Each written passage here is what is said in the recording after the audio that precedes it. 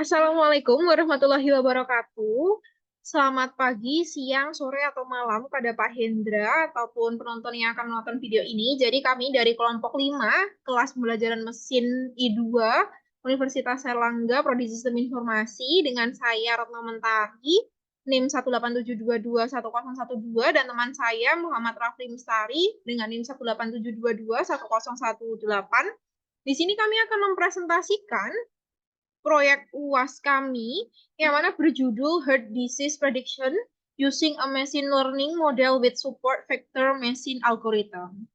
Jadi langsung saja untuk apa saja yang kita bahas pada kali ini, yaitu yang pertama ada pendahuluan, yang kedua ada dasar teori, yang ketiga ada metodologi penelitian, yang keempat ada uji coba dan pembahasan, dan yang kelima ada kesimpulan dan saran. Mungkin selanjutnya akan dijelaskan oleh teman saya. Yang pertama ada pendahuluan, yakni latar belakang penelitian. Penyakit jantung adalah penyebab utama kematian global dengan serangan jantung sebagai kontributor terbesar. Menurut WHO, pada 2015, 70% kematian global disebabkan oleh penyakit tidak menular atau PTM, dengan 45% diantaranya adalah penyakit jantung dan pembuluh darah yang menyumbang sekitar 17,7 juta dari 39,5 juta kematian berdasarkan Kemenkes tahun 2019. Riskesdas 2018 menyatakan rata-rata prevalensi penyakit jantung di Indonesia sebesar 1,5% dengan peringkat prevalensi tertinggi di Provinsi Kalimantan Utara 2,2%. Dan terdapat di Yogyakarta 2%, Gorontalo 2%, Aceh 1,6%, dan seterusnya, seperti yang terlihat di layar. Data yang telah disebutkan menunjukkan bahwa banyak orang di Indonesia masih menyepelekan faktor indikator penyebab penyakit jantung, sehingga penyakit ini sering terdeteksi ketika sudah kronis. Oleh karena itu, penjagaan dan deteksi dini sangat penting untuk mengurangi beban penyakit jantung. Kemajuan teknologi, khususnya machine learning, memungkinkan peningkatan prediksi dan pencegahan penyakit jantung. Penelitian menunjukkan bahwa algoritma super vector machine atau SVM efektif dalam memprediksi penyakit jantung pada tahap awal berdasarkan faktor seperti usia, jenis kelamin, dan tekanan darah. SVM dapat dijadikan alat yang efektif untuk deteksi dini risiko penyakit jantung. Serta ada tujuan penelitian. Tujuannya yakni memprediksi penyakit jantung pada tahap awal berdasarkan faktor-faktor seperti usia, jenis kelamin, tekanan darah, dan lainnya dengan menggunakan algoritma support vector machine atau SVM.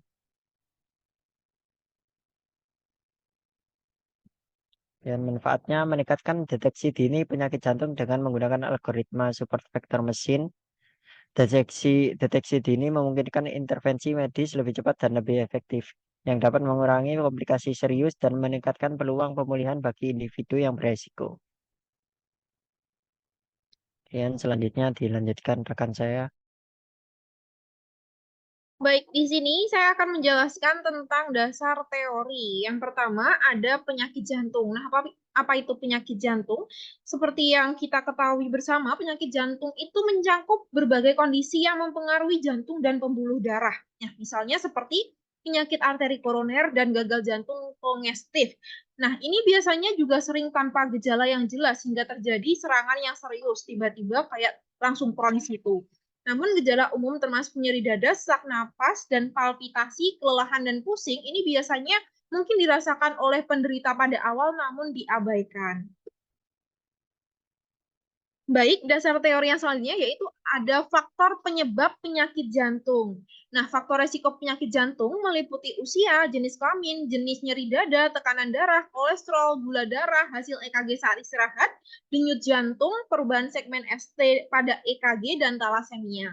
Usia lanjut dan jenis kelamin pria ini biasanya lebih meningkatkan resiko seseorang itu menderita penyakit jantung. Sedangkan nyeri dada, tekanan darah tinggi, kolesterol tinggi, dan diabetes itu merupakan indikator penting lainnya dan hasil EKG abnormal serta denyut jantung yang tidak teratur juga dapat menunjukkan resiko seseorang itu menderita penyakit jantung atau tidak. Sedangkan talasemia dapat mempengaruhi kapasitas darah pembawa oksigen dan ini juga merupakan salah satu indikator yang meningkatkan resiko penyakit jantung. Dasar teori yang ketiga yaitu super vector machine, yang mana super vector machine ini sendiri biasa dikenal dengan SVM, merupakan algoritma pembelajaran mesin bersifat supervised yang digunakan untuk mengklasifikasikan data dengan memanfaatkan hyperlink. Untuk membedakan berbagai kelas, SVM juga dapat digunakan untuk analisis regresi sehingga mampu menangani data dengan hubungan linier maupun non-linier. Dan dasar teori yang selanjutnya yaitu cara kerja support vector machine. SVM sendiri bekerja dengan mencari hyperlink terbaik yang memisahkan dua kelas data dalam ruang fitur. Dia nanti memaksimalkan margin antara hyperplane dan titik data dari masing-masing kelas. Nah, jika data tidak dapat dipisahkan secara linier, SVM menggunakan fungsi kernel untuk memetakan data ke dimensi yang lebih tinggi sehingga kelas-kelas dapat dipisahkan dengan hyperlink. Sedangkan untuk langkah support vector machine-nya sendiri, yang pertama ada data dikumpulkan dan diproses untuk persiapan pelatihan data atau data training. Kemudian kernel dipilih untuk memetakan data ke ruang fitur yang lebih tinggi. Kemudian selanjutnya yaitu model dilatih dengan menggunakan data training untuk mencari hyperplane yang memisahkan data dengan margin yang maksimal. Lalu ada model kemudian dievaluasi dengan menggunakan data uji untuk mengetahui performanya. Dan yang kelima, model digunakan untuk memprediksi kelas data yang baru. Oke, selanjutnya akan dijelaskan oleh rekan saya. Kemudian pada bagian metodologi penelitian, yang pertama ada dataset. Dataset yang digunakan dalam penelitian ini diambil dari http archive.ics.uci.edu ml dataset. Dataset ini dari 1025 record dan mencakup 12 faktor prediktor penyakit jantung dan satu variabel target.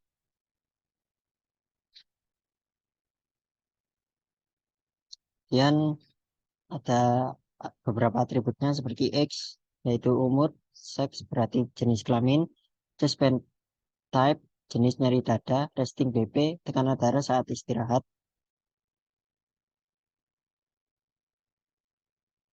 Kemudian kolesterol, yaitu kolesterol serum, fasting BS, gula darah saat puasa, resting ECG, hasil elektrokardiografi saat istirahat, kemudian maksa R, denyut jantung maksimum yang dicapai,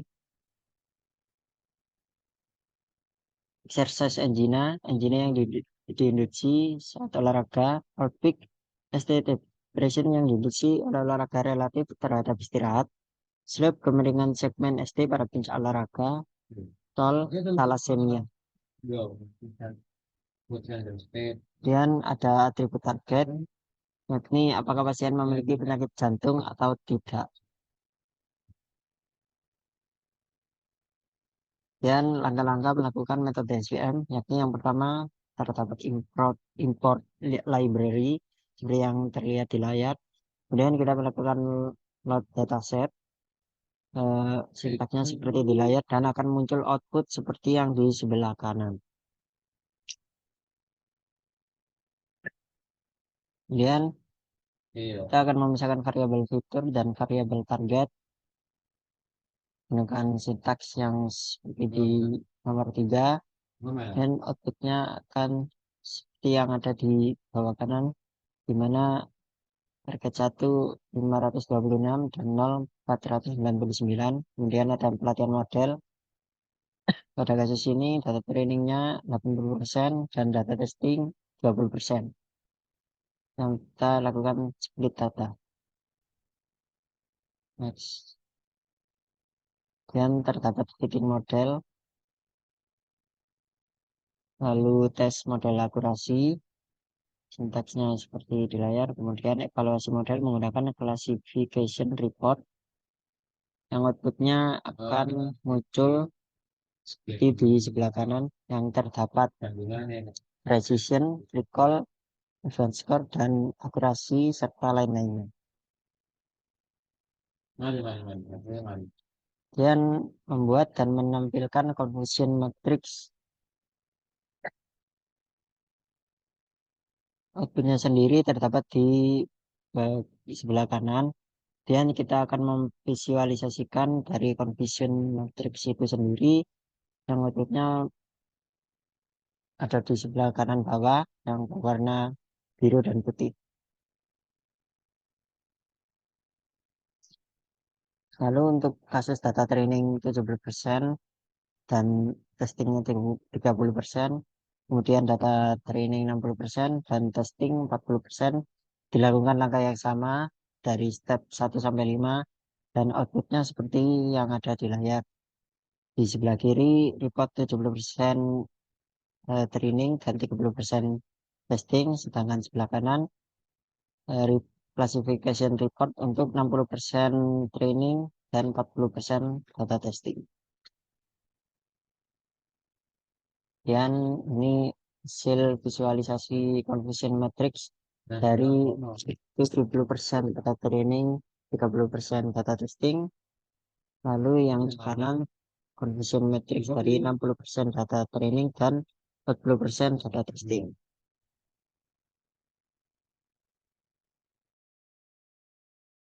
Oke, Selanjutnya dilanjutkan rekan saya. baik, selanjutnya ada uji coba dan pembahasan, yang mana di sini kami membandingkan hasil dari setiap percobaan. Tadi kan ada 3 model. Yang pertama ada 80% data training dan 20% data testing. Kemudian 70% data training dan 30% data testing. Dan yang terakhir ada 60% data training dan 40% data testing.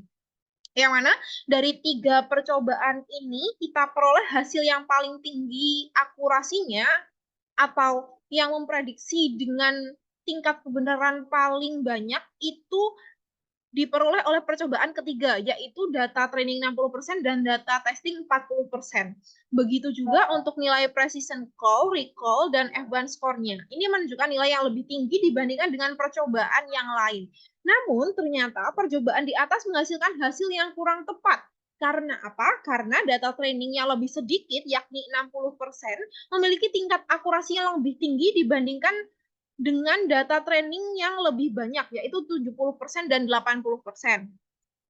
Hal ini ternyata dikarenakan parameter random state yang kita inisialisasikan yaitu 2, ini menyebabkan pembagian data testing dan data training acak, namun dia itu terbatas pada algoritma random state sama dengan 2, sehingga output yang dikeluarkan walaupun kita ngeran sebanyak 2, 3, sampai 5 kali itu akan selalu sama hasilnya.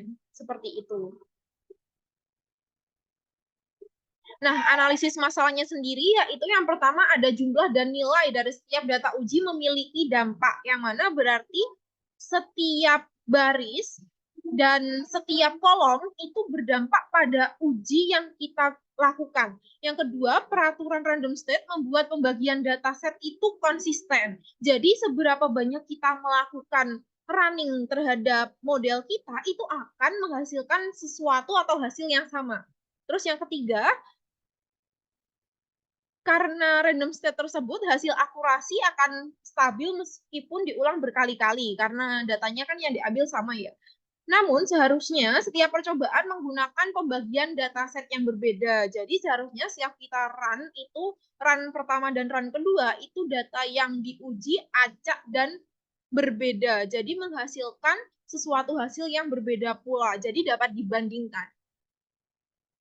Untuk solusi permasalahan yang telah kami analisis itu sendiri, yaitu dapat dilakukan dengan cara menghapus parameter random state, sehingga pembagian data training dan testing akan menjadi sepenuhnya acak. Nah, selanjutnya kita coba melalui 5 percobaan dilakukan untuk setiap porsi pengujian yang sama. Yang mana untuk hasil percobaan data dengan data training 80% dan data testing 20%, itu akurasinya 0,83 dengan rata-rata gabungan precision, recall, dan F1 score-nya itu sama juga 0,83. Terus selanjutnya ada hasil percobaan dengan data training 70% dan data testing 30%, yang mana didapat bahwa akurasi skornya itu 0,82. Yang mana di sini precision recall dan advanced score-nya kurang lebih hampir mirip ya, 0,82 dan 0,81, yang mana dia nanti menghasilkan akurasi 0,82. Jika kita lihat dari yang tadi 80 sama 20 itu bisa lebih tinggi yang percobaan sebelumnya, yaitu yang 80-20. Yang selanjutnya hasil percobaan data 60% dan 40% ini didapat lebih rendah dari data yang sebelumnya, dari model sebelumnya, yaitu didapat akurasi skornya 0,81. Sehingga berdasarkan hasil percobaan di atas, setelah kita mengatasi analisis masalahnya tadi dengan solusi yang telah kita lakukan juga, teridentifikasi hasil yang konsisten, di mana data trainingnya lebih besar, yaitu pada kasus 80% data training memiliki tingkat akurasi yang lebih tinggi dibandingkan dengan proporsi data training yang lebih kecil, yaitu 70% dan 60% data training. Nah, selanjutnya kita membangun model untuk memprediksi data baru, yang mana model ini dibangun dari model yang memiliki tingkat akurasi paling tinggi dari yang telah kita lakukan sebelumnya, yaitu model dengan data training 80% dan data testing 20%. Sintaksnya seperti yang ada di layar. Nah, kemudian di sini kita menginputkan data secara random melalui komputer, yang mana di sini kita predik hard disease-nya. CLF1 ini merupakan model yang telah kita lakukan sebelumnya, dan input data itu dari input data yang telah kita inputkan. Dan berdasarkan data baru yang diinisialisasi, pasien dengan kondisi sesuai dengan data baru yang telah diinputkan itu terprediksi tidak berpotensi mengidap penyakit jantung. Dan yang kami lakukan di sini, input data yang kami coba pada output ini itu merupakan baris pertama pada dataset kami. Dan itu hasilnya memang si pasien tidak terdeteksi penyakit jantung. Jadi antara data asli dan hasil dari model yang telah kami buat itu memiliki hasil prediksi yang sama. Oke, selanjutnya akan dijelaskan teman saya. Kemudian di bagian kesimpulannya penelitian ini menggunakan algoritma support vector machine atau SVM untuk meningkatkan deteksi dini penyakit jantung. Dengan dataset 1025 rekaman, percobaan menunjukkan bahwa menggunakan 60% data training dan 40% data testing, akurasi mencapai 82%, namun ini terpengaruh oleh parameter random state yang diatur dua, yang membuat hasilnya tidak konsisten.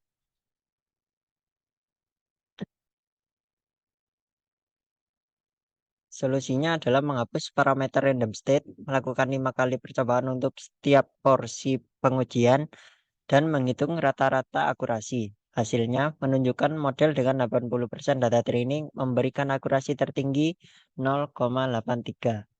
Penggunaan random state sebaiknya dihindari untuk hasil yang lebih representatif. Dan di bagian saran, terdapat 3 saran. Yang pertama, lakukan pengujian dengan berbagai proporsi data training dan testing tanpa menggunakan parameter random state untuk mendapatkan hasil yang lebih akurat dan konsisten. Yang kedua, pertimbangkan untuk menggunakan teknik validasi silang atau cross validation untuk mengevaluasi model secara lebih komprehensif. Yang ketiga, perlu dilakukan penelitian lanjutan dengan dataset yang lebih besar dan beragam untuk meningkatkan generalisasi model.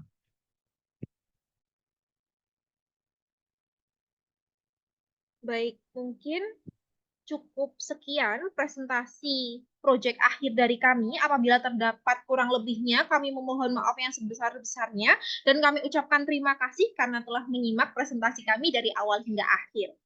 Kami tutup. Wassalamualaikum warahmatullahi wabarakatuh.